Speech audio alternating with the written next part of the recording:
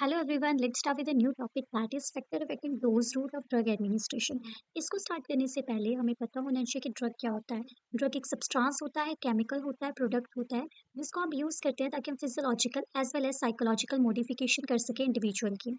तो सबसे पहले हम ऐसे फैक्टर है जो डोज को अफेक्ट करते हैं। तो सबसे पहले आता है variation is a rule, second one is change in drug action, third one is body size and fourth is age and last is genetics.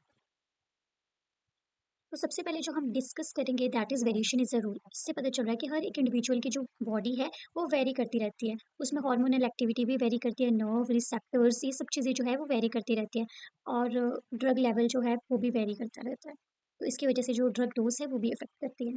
Next आता है changes in drug action. The first one is quantitative और जो second है वो है qualitative. Quantitative का मतलब होता है हम चेंज कर सकते हैं, फिजिशियन जो है वो चेंज कर सकता है अपने हिसाब से ड्रग की अमाउंट। फॉर एग्जाम्पल वो इंक्रीज भी कर सकता है और डिक्रीज भी कर सकता है। नेक्स्ट आता है क्वालिटेटिव। क्वालिटेटिव का मतलब है अगर फिजिशियन को पता है कि इसकी बॉडी जो है वो एलर्जिक है, आइडोसिंक्रेसी है इसको। आइडोसिंक्रेसी का मतलब होता है कि अगर किसी की बॉडी जो है वो अनयूजुअल रिएक्शन शो करती है किसी भी ड्रग को लेके, तो उसको आइडोसिंक्रेसी बोलते हैं। अगर फिजिशियन को पता है कि सामने वाले की बॉडी जो है वो अनयूजुअल रिस्पॉन्स करती है एक ड्रग को लेके, तो वो उसको ड्रग ही प्रोवाइड नहीं करेगा। नेक्स्ट आता है बॉडी साइज। बॉडी साइज का मतलब होता है कि हम जो है डोज सेट करते हैं according to size of a person, मतलब कि उसके जो बॉडी का साइज है उसके अकॉर्डिंग उसकी डोज सेट की जाती है। उसके वेट के अकॉर्डिंग जो है वो डोज सेट की जाती है। तो स्क्रीन पे शो हो ही रहे हैं दो फॉर्मूले, एक जो है बॉडी वेट के अकॉर्डिंग है और एक बॉडी सरफेस एरिया के अकॉर्डिंग है। इससे हम डोज कैलकुलेट कर सकते हैं जो हमने ड्रग पेशेंट को प्रोवाइड करना है। तो नेक्स्ट आता है एज। एज में जो है न्यूबॉर्न बेबी जो है उनको जो है हम कुछ ऐसे ड्रग्स होते हैं जो प्रोवाइड नहीं कर सकते हैं। क्यों? क्योंकि जो उनकी किडनी है वो अभी इमेच्योर है, लीवर जो है वो भी अच्छे से फंक्शन नहीं कर पा रहा है। तो उसकी वजह से जो है बेबी को जो है साइड इफेक्ट्स आ सकते हैं। उनका जो ब्लड ब्रेन बैरियर है वो भी परमिएबल होता है बहुत सारे ड्रग्स को लेके। नेक्स्ट आता है एल्डर। एल्डर पेशेंट में भी वही चीज़ होती है कि उनका किडनी जो है वो भी प्रॉपर फंक्शन नहीं कर पाता है, लीवर भी प्रॉपर फंक्शन नहीं कर पाता है। तो उसकी वजह से जो है हम उनको जो है डोज जो है वो एज़ कम्पेयर टू अडल्ट जो है उतनी नहीं देते हैं। नेक्स्ट आता है स्पीशीज एंड रेस। रैपिड्स जो होते हैं वो जो है रेजिस्टेंट होते हैं अट्रोपिन के लिए, रैट्स जो है वो रेजिस्टेंट होते हैं डिजिटैलिस के लिए। नेक्स्ट आता है जेंडर। फीमेल्स जो होती है और मेल्स होते हैं उनमें जो है अलग अलग डोज दी जाती है ड्रग की। जो फीमेल है उनका जो बॉडी साइज है वो कम होता है as compare to male, menstruation cycle की वजह से, प्रेगनेंसी की वजह से, लैक्टेशन की वजह से, ये सब चीज़ें जो है ड्रग रिस्पॉन्स को अफेक्ट करती है। For example lactation. Lactation period में हम कुछ ऐसे ड्रग्स हैं जो पेशेंट को प्रोवाइड नहीं करते, फॉर एग्जांपल कि हम प्रेगनेंसी के टाइम पे भी हम नहीं करते हैं उनको। नेक्स्ट आता है जेनेटिक्स। जेनेटिक्स का मतलब जेनेटिक्स भी अफेक्ट करता है डोज को। इसमें आता है फार्माकोजेनेटिक्स और फार्माकोजेनोमिक्स। फार्माकोजेनेटिक्स से दो टर्म से बना है। फार्माको का मतलब ड्रग, जेनेटिक्स का मतलब genes. Study of genes affect drug response. हम स्टडी करते हैं जीन की कि वो कैसे अफेक्ट कर रहा है ड्रग रिस्पॉन्स को। नेक्स्ट आता है फार्माकोजेनोमिक्स। इसमें हम यूज करते हैं जीन्स का ताकि हम राइट डोज ही और राइट ड्रग पेशेंट को प्रोवाइड कर सकें। नेक्स्ट जो हम पढ़ने वाले हैं topic that is factors affecting route of administration, जिसमें हम पढ़ेंगे first one is psychological factors.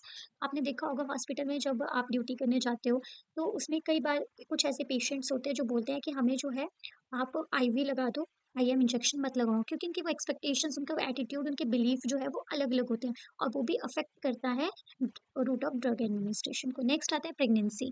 कोई भी ऐसा ड्रग नहीं है जो सेफ माना गया है प्रेगनेंसी के टाइम पे, क्योंकि कुछ ऐसे ड्रग होते हैं जो टेट्रोजेनिक इफेक्ट शो करते हैं। नेक्स्ट आता है पैथोलॉजिकल स्टेट। कुछ ऐसी डिजीज होती हैं जो क्या करती हैं, एब्जॉर्प्शन कम कर देती है ड्रग का और डिस्ट्रीब्यूशन भी कम कम कर देती है। फॉर एग्जांपल अगर किसी को सीलिक डिजीज है और उसमें हम अमोक्सिसिलिन प्रोवाइड करें जो कि एक एंटीबायोटिक है, तो उसकी जो है लेस एब्जॉर्प्शन होती है। नेक्स्ट आता है लीवर डिजीज। अगर किसी पर्सन को लीवर डिजीज है तो वहाँ पर एल्ब्यूमिन का लेवल कम होगा जो अफेक्ट करेगा ड्रग बाइंडिंग को। ड्रग बाइंडिंग अफेक्ट होगी तो उसकी वजह से डिस्ट्रीब्यूशन, एब्जॉर्प्शन, ये सब चीजें जो है अफेक्ट होगी। अगर किसी को लीवर डिजीज है उस केस में प्रॉपर मेटाबॉलिज्म नहीं होगा, क्योंकि हमें पता है कि जो मेटाबॉलिज्म है ड्रग का वो कहाँ होता है, लीवर में होता है। अब लीवर डिजीज है तो लीवर में मेटाबॉलिज्म नहीं होगा, मेटाबॉलिज्म ही नहीं होगा तो एलिमिनेशन भी नहीं हो पाएगी प्रॉपर ड्रग की। नेक्स्ट है किडनी डिजीज। अगर किसी पर्सन को किडनी डिजीज है तो ड्रग जो है हमारा अनचेंज्ड ही बाहर निकल जाएगा और ज़्यादा टाइम लेगा बॉडी से बाहर निकलने के लिए।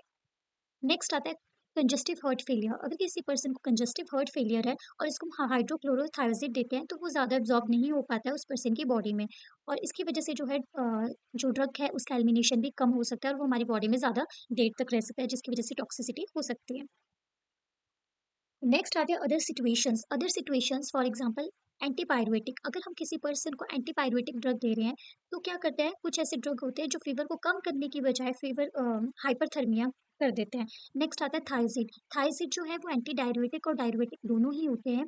मेनली जो है थायज़िड हम डाययूरेसिस में देते हैं। अगर किसी पर्सन को एडिमा है तो हम थायज़िड प्रोवाइड करते हैं। तो ये भी अफ़ेक्ट करता है रूट ऑफ ड्रग एडमिनिस्ट्रेशन को। अगर किसी को मायोकार्डियल इन्फार्क्शन है पेशेंट को और उसको हम एड्रेलिन प्रोवाइड कर रहे हैं तो उसकी वजह से उसको अरिथमिया आ सकता है। अरिथमिया का मतलब इर्रेगुलर हार्ट बीट हो सकती है उस पेशेंट को। नेक्स्ट जो आता है दैट इज़ क्यूमुलेशन। क्यूमुलेशन का मतलब होता है रेट ऑफ एडमिनिस्ट्रेशन जो है वो फास्टर है देन एलिमिनेशन। अब देखो एलिमिनेशन जो है वो फास्टर नहीं है, ठीक है? तो उसकी बॉडी में जो है वो ड्रग जो है वो ज़्यादा देर तक रहेगा। अब ज़्यादा देर तक रहेगा उसकी वज़ह से क्या होगा? उसको टॉक्सिसिटी हो सकती है, ठीक है? जैसे क्लोरोक्विन, क्लोरोक्विन अगर बॉडी में ज़्यादा देर तक रहता है तो उसकी वज़ह से रेटिनल टॉक्सिसिटी। नेक्स्ट आता है टॉलरेंस। टॉलरेंस भी अफेक्ट करता है रूट ऑफ ड्रग एडमिनिस्ट्रेशन को। कैसे? इसमें आता है natural acquired cross tolerance. Natural का मतलब होता है कुछ इंसान में क्या होता है वो कुछ ड्रग के लिए जो है वो ज़्यादा सेंसिटिव हो जाता है। कुछ लोग कुछ ड्रग को लेके जो है वो ज़्यादा सेंसिटिव हो जाते हैं। एक्वायर्ड का मतलब होता है एक्वायर्ड टॉलरेंस का मतलब अगर आप बार-बार किसी पेशेंट को सेम ड्रग लगा रहे हो, तो एक टाइम आएगा कि उसकी बॉडी उससे टॉलरेंस हो जाएगी। नेक्स्ट आता है क्रॉस टॉलरेंस। कुछ की बॉडी जो है सिमिलर ड्रग को लेके जो है वो टॉलरेंस हो जाती है। नेक्स्ट आता है फार्माकोडायनामिक्स। फार्माकोडायनामिक्स में के मतलब होता है मैकेनिज्म ऑफ एक्शन। जो अगर किसी की बॉडी जो है वो टॉलरेंस है एक ड्रग को लेके तो उसको जो एक्शन करना था वो तो वो कर नहीं पाएगी क्योंकि तो उस पर्सन में तो उस ड्रग को लेके टॉलरेंस है ना। नेक्स्ट आता है ड्रग रेजिस्टेंस। कुछ ऐसे माइक्रो ऑर्गेनिज्म होते हैं जो एंटी माइक्रोबियल को लेके रेजिस्टेंस होता है। I hope you like this video. Thank you.